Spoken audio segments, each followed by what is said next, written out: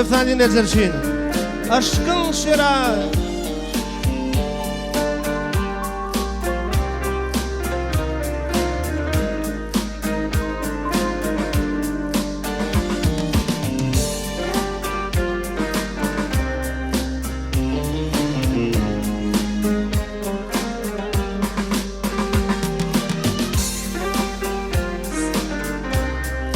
Turkmenistan halk artisti Tuğhan Orhan Verdi.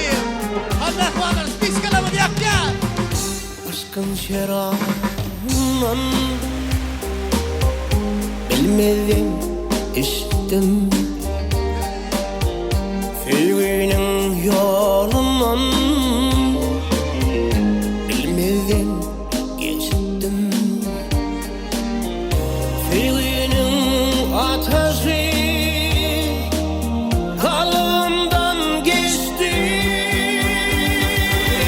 Bilmedin gönlümün akvalını seçtim. Bilmedin gönlümün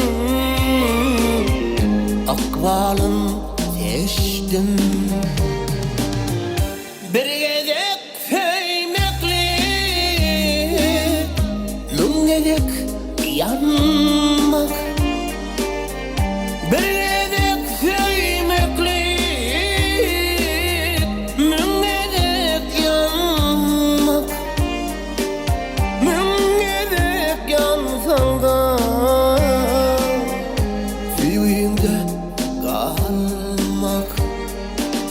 Nun gedek yansan da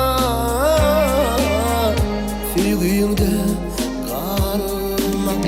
Hadi soğuk. Aşkın şerabından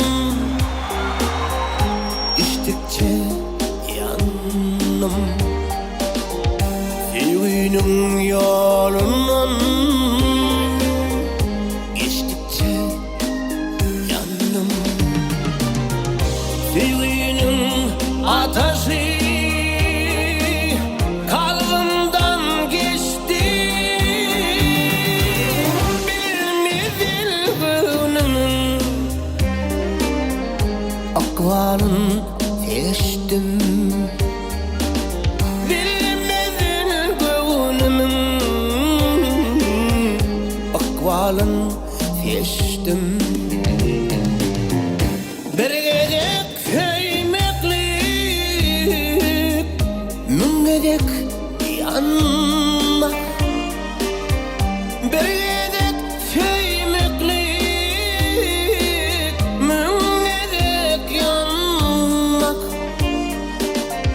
Nun gedek yansan da yüreğimde kalmak.